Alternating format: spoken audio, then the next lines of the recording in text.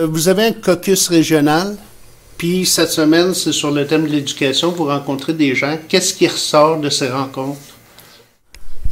Beaucoup de choses. Pour commencer, on voulait particulièrement mettre l'accent sur l'éducation parce que vous avez vu que c'est un dossier qui est extrêmement chaud actuellement dans l'actualité politique québécoise. On rencontre différents corps professionnels, des directions générales également, tant au niveau primaire, secondaire que collégial. Et on continue notre tournée jusqu'à Joliette cet après-midi. Donc, on couvre l'ensemble du territoire québécois. Évidemment, sans surprise, les principales préoccupations tournent autour de la gouvernance du milieu de l'éducation et les négociations des conventions collectives qui sont à terme là, pour les prochains mois. Puis j'imagine vous entendez parler de coupures. Les inquiétudes dans le milieu scolaire se situent où à peu près? Les inquiétudes sont très claires. On nous dit qu'on pense déjà probablement voir les effets pervers très néfastes de ça dès après Noël. À quel point, autant chez les enfants que chez les enseignants, déjà on a vu que des postes de professionnels ici à la Commission des SAMAR qui ont été coupés. Donc ça, ce que ça fait, c'est que les enfants n'ont pas les services nécessairement auxquels ils ont droit, particulièrement les plus vulnérables des enfants.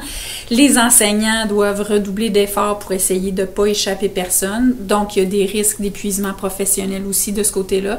Alors la situation est vraiment pas rose et je pense que c'est important que ici, collectivement, on serre les coudes et qu'on fasse vraiment de l'éducation une priorité et que nationalement, le ministre Blais comprenne que ça n'a plus aucun sens ce qui se passe dans le milieu.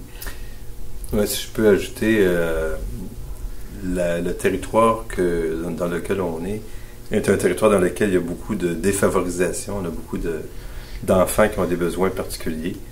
Et offrir une égalité des chances à nos enfants, c'est s'assurer que, justement, tous ont la même chance. Puis pour que tous aient la même chance, il faut que ceux qui ont des besoins particuliers puissent les voir satisfaits. Il faut leur offrir des services particuliers.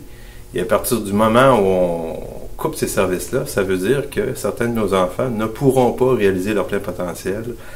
Et on a déjà ici des difficultés quant à nos taux de diplomation, puis quant à nos taux de décrochage. Alors, il faut voir qu'à très court terme, là, ça pourrait avoir des impacts. Puis évidemment, à moyen et à long terme, ça va être désastreux, ce qui se passe.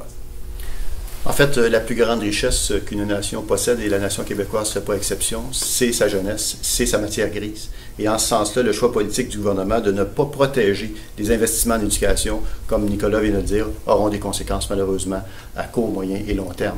Et c'est pas comme ça qu'on bâtit l'avenir du Québec.